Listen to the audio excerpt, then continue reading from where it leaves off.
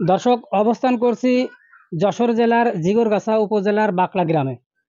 যে গ্রামে একটি হিন্দু পরিবারের 11 জন কিন্তু মুসলমান ধর্মে দীক্ষিত হয়েছে। আমরা এখন অবস্থান করছি সেই বাড়িতে। আমার পাশে দুটি মেয়েকে দেখতে পাচ্ছেন, এরা এই বাড়ির বউ এবং এরা মুসলমান ঘর থেকে কিন্তু এখানে এসেছেন। এবং দাদা, আপনার নামটা কি? আমার নাম পূর্ণ দাস ছিল। পূর্ণ দাস ছিল, এখন কি? এখন আব্দুল্লাহ। আব্দুল্লাহ। আপনার কতদিন হয়েছে আমরা আজকে 2-3 বছর হচ্ছে। আর কে কে ছিল আপনার পরিবারে? আমাদের সবাই আছি, আমরা 11 জনই আছি। 11 জন। আমরা এখন কথা বলবো ওনার বৌমা। আপনার নাম? শোভা। বাপের বাড়ি কোথায়? এই নগরে। আপনি কি জানতেন যে ইনারা হিন্দু ধর্মে ছিল? হ্যাঁ। আপনি এই বাড়িতে আসার পরে কি এরা মুসলমান হয়েছে? না, তার আগে। তার আগে মুসলমান হয়েছে। আপনার বাপের বাড়ি কোথায়? দিগদানে। দিগদানায়। একটা হিন্দু পরিবার থেকে এরা মুসলমান হয়েছে, এই সংবাদ তো সারা ইন্টারনেট দুনিয়ায় ছড়িয়ে পড়েছে। ইনারা আগে হিন্দু ছিল, পরবর্তীতে যদি আবার এরা মুসলমান হিন্দু হয়ে যায়, এই ভয়টা আপনাদের মধ্যে নেই?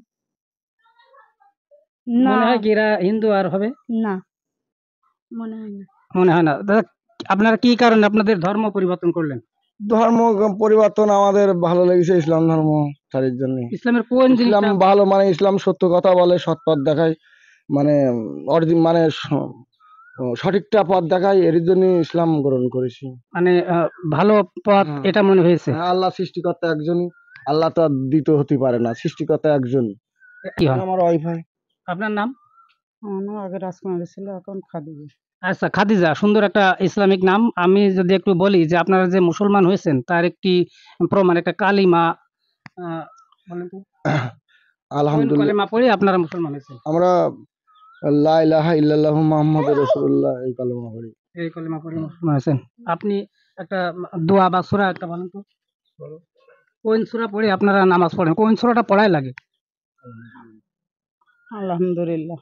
পারেন? আউযু বিল্লাহি মিনাশ শাইতানির রাজিম। বিসমিল্লাহির রহমানির রহিম। আলহামদুলিল্লাহি রাব্বিল আলামিন। আর রহমানির রহিম। মালিকি ইয়াউমিদ্দিন। ইয়াকা না'বুদু ওয়া ইয়াকা নাস্তাঈন। ইহদিনাস সিরাতাল লাযিনা আন'আমতা আলাইহিম গায়রিল মাগদুবি আলাইহিম ওয়ালাদ-দাল্লিন। আমিন। আমিন।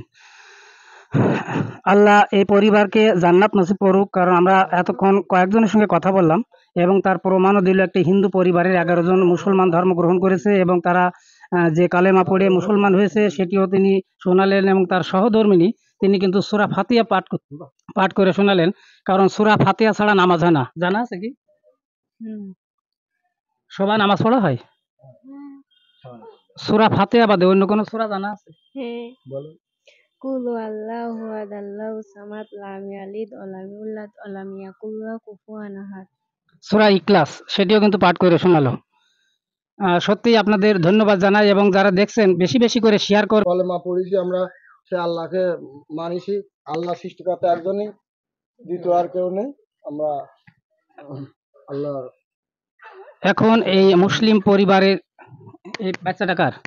আমার বড় বোন। কি নাম ওনার? সাথী। তো এই মুসলিম পরিবারের পাশে এক ভাই তাদেরকে একটু আর কি মিষ্টিমুখ করানোর জন্য একটু আর্থিক সহায়তা দিচ্ছেন এই বাচ্চাটার হাতে। দাদা, কেমন লাগছে? খুব ভালো লাগছে। আপনার দাদা বলছি না ভাই বলবো? ভাই বলবো, তাই না? আসলে আরো একজন রয়ে গেছে, আমরা তার সঙ্গে একটু শুনবো। আপনার নাম? নাম মোহাম্মদ সুজন হোসেন। সুজন হোসেন। এখন আপনার নাম কি? এখনো। আচ্ছা, জন্ম নিবন্ধন বা ভোটার আইডি কার্ডে আপনাদের কি নামের পরিবর্তন আসছে? জি। এফিডেভিট করেছেন? জি। এই সমাজ থেকে আপনাদের কেউ ধিক্কার জানাচ্ছে কিনা বা অপমান করছে কিনা এমন? না, সবাই ভালোভাবে দেখছেন? জি। ধন্যবাদ আপনাদের।